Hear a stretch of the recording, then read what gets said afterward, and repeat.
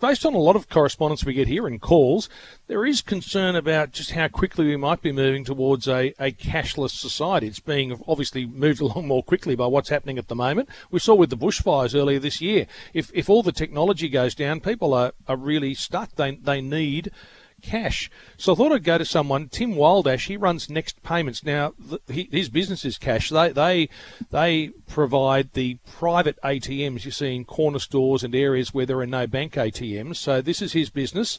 Tim Wildash, good evening to you.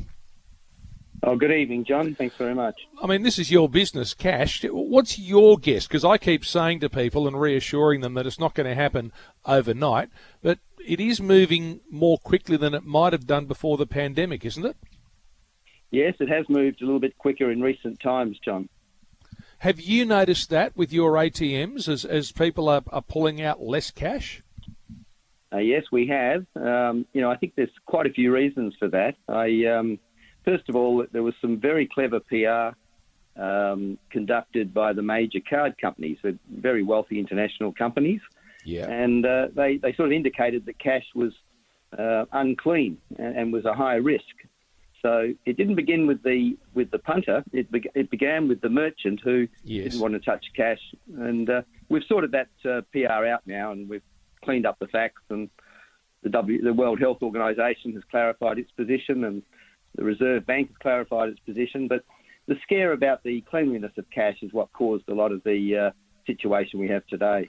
Yeah, and so people started using debit cards or other cards, might have got used to doing it, but we still get a lot of people who want to use cash, who are pretty keen to keep using cash and don't like the idea of being restricted to just cards. So what's your sense? I mean, when I say it won't be happening in the medium term, when would you think we might start to worry about not having cash at all?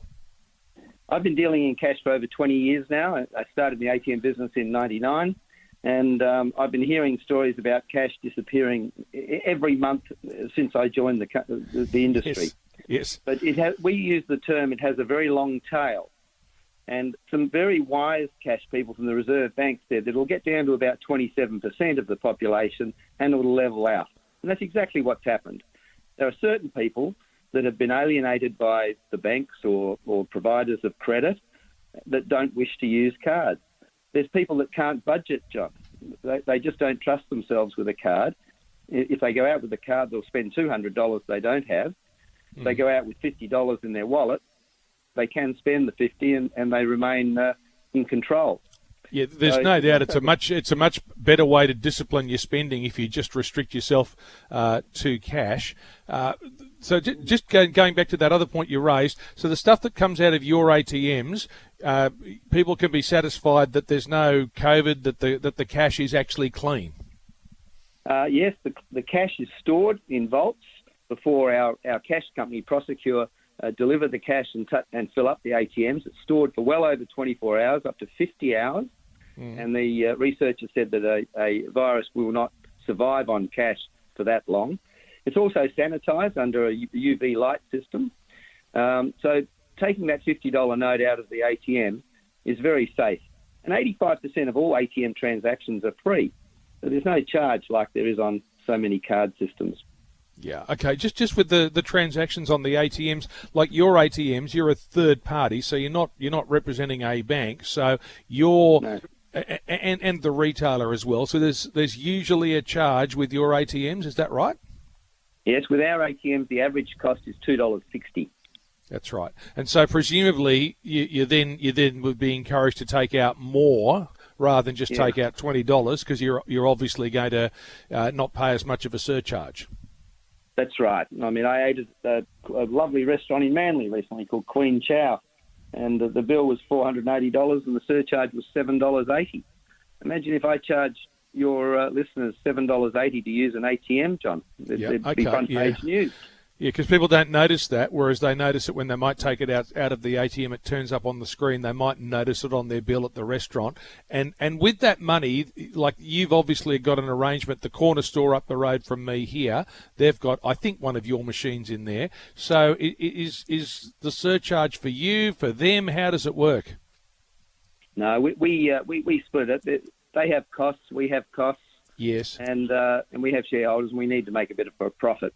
But common way to handle it is that we go halves. So if it's a $2.50 charge, they might get $1.25 and we'll get $1.25. But we have to fund the machine, we have to provide the telephone messaging, we have to provide a communication system for the transaction, it's called processing, and we have to provide the cash. Yeah, and you're doing it in areas where banks have decided they're not going to put those machines in anymore. That's where I'm assuming that's the way you've targeted it. We cannot compete against the banks because they're all free. And also the banks, people tend to go towards a bank branding for credibility's sake as well, John. So, no, we can't compete against the bank. We only go where the banks cannot go due to logistics reasons or cost reasons or whatever. Okay, so now are you a man that sticks by your principles? Because you said you gone to that restaurant the other day. Do you carry cash in your wallet? Because I know I've got a bit in my wallet at the moment. Yep, do you? Yeah, well, around here they call me the king of cash. But I think my children for 20 years are the only children to go through school and university and paid cash for lunch every day and cash. Oh no! Really? So, really, you've done that? So they've had to use cash themselves, have they? All right, because that's your business, I guess. All right, they have. Okay, and just one other, because you deal in notes. Coins. We've got 5-cent pieces are the smallest one. A lot of us grew up with the 1 and 2 cent coins. Do you think the 5-cent piece might be on the way out as well? Yes, I think that's a safe bet. We can't support such a wide range of coins for too much longer. I haven't got an official statement from the RBA on that, but it'd be quite easy to get one, John. They're great people at the RBA. Yeah, but the people listening to us, just to finish up, because people are concerned, but it's not going to be. Cash won't be gone in 10, 20 years, will it? I mean, it's just not. There's no way that's going to happen, is it? It has a long tail.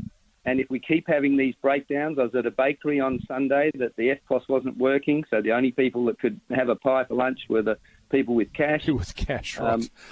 So it won't be going for a long time, and I think you might even, with a bit more hacking and a bit more identity theft, you might see it growing. Yeah, possibly. Hey, nice to talk to you, Tim, and Lovely, all right, and I'll go and buy something with cash tomorrow. Thank you very much for your time. And use that machine to get your cash, please. Okay, cool. All right. Okay. Thank you very much for your time tonight. There he is, Tim Wildash, who's the CEO of Next Payments that have those private. I think I like the bit where his kids have to use cash because that's the business his dad's in. I guess there's a whole range of consequences we can pull together there, where people who run certain businesses insist that their whole family only patronise that business. In this case,